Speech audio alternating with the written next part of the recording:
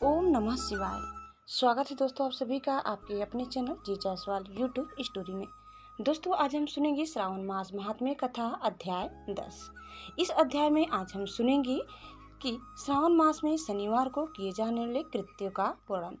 ईश्वर बोले, हे सनत कुमार, अब मैं आपसे शनिवार व्रत की विधि का वर्णन करूंगा, जिसका अनुष्ठान करने से मंदत्व नहीं होता। श्रावण मास में शनिवार के दिन नृसिंह, शनि तथा अंजनी पुत्र हनुमान, इन तीनों देवताओं का पूजन करना चाहिए। दीवार पर अथवा स्तंभ पर नृसिंह की सुंदर प्रतिमा बनाकर हल्दी युक्त चंदन से और नीले, लाल तथा पीले सुंदर पुष्पों से लक्ष्मी सहित जगतपति नृसिंह का भली भांति पूजन करके उन्हें खिचड़ी का नैवेद्य तथा कुजर नामक शाक का भोग अर्पण करना चाहिए। उसी को स्वयं भी खाना चाहिए और ब्राह्मणों को भी खिलाना चाहिए। तिल का तेल तथा घृत स्नान भगवान नृसिंह को प्रिय है। शनिवार के दिन तिल सभी कार्यों के लिए प्रशस्त है। शनिवार के दिन तिल के तेल से ब्राह्मणों तथा सुवासिनी स्त्रियों को उपटन लगाना चाहिए तथा कुटुंब सहित स्वयं भी संपूर्ण शरीर में तेल लगाकर स्नान करना चाहिए तथा उदड़ का भोजन ग्रहण करना चाहिए। इससे भगवान नृसिंह प्रसन्न होते हैं। इस प्रकार श्रावण मास में चारों शनिवार में इस व्रत को करना चाहिए। जो ऐसा करता है उसके घर में स्थित लक्ष्मी का वास रहता है और धन धान्य की समृद्धि होती है।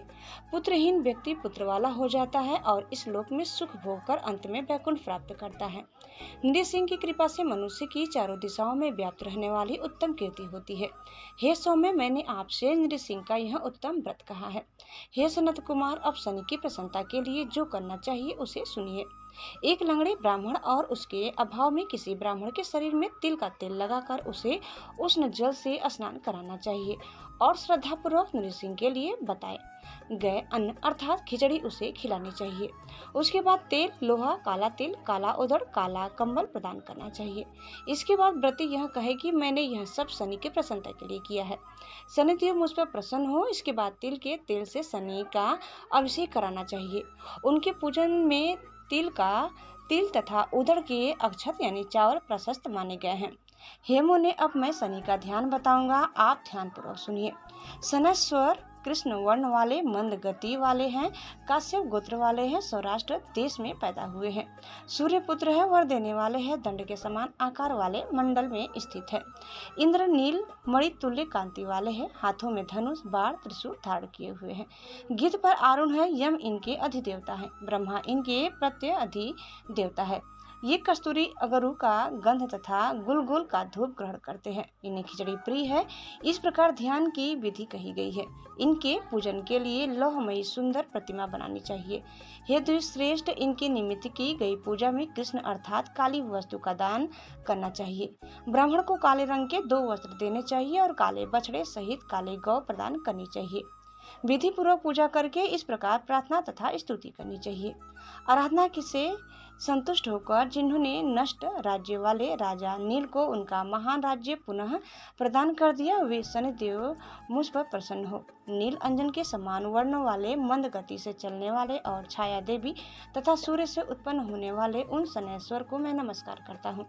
मंडल के कोण में स्थित आपको नमस्कार है। पिंगल नाम वाले आप शनि को नमस्कार है। हे देवेश, मुझ दीन तथा शरणागत पर कृपा कीजिए। इस प्रकार स्तुति के द्वारा प्रार्थना करके बार बार प्रणाम करना चाहिए।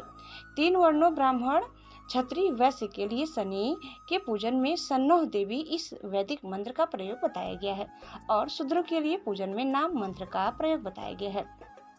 जो व्यक्ति दत्तचित्त होकर इस विधि से शनिदेव का पूजन करेगा उसे स्वप्न में भी शनि का भय नहीं होगा। हे विप्र, जो मनुष्य श्रावण मास में प्रत्येक शनिवार के दिन भक्ति पूर्वक इस विधि से इस व्रत को करेंगे, उन्हें शनैश्वर के द्वारा लेस मात्र भी कष्ट नहीं होगा। जन्म राशि से पहले दूसरे, चौथे, 5वें, 7वें, 8वें, 9वें तथा 12वें स्थान में स्थित शनि सदा कष्ट पहुँचाता है। शनि की शांति के लिए समाग्नि इस मंत्र का जप करना बताया गया है। उसकी प्रसन्नता के लिए इंद्र नील मणि का दान करना चाहिए। हे सनत कुमार, इसके बाद अब मैं हनुमान जी की प्रसन्नता के लिए विधि का वर्णन करूंगा। हनुमान जी की प्रसन्नता के लिए श्रावण मास में शनिवार को रुद्र मंत्र के द्वारा तेल से उनका अभिषेक करना चाहिए। तेल में मिश्रित सिंदूर का लेप उन्हें समर्पित करना चाहिए। जपा कुसुम की मालाओं से, आक धतूर की मालाओं से, मंदार पुष्प की मालाओं से, बटक बड़ का पेड़ के नवेद से तथा अन्य उपचारों से भी यथाविधि अपने सामर्थ्य अनुसार श्रद्धा भक्ति से युक्त होकर अंजनी पुत्र हनुमान जी की पूजा करनी चाहिए।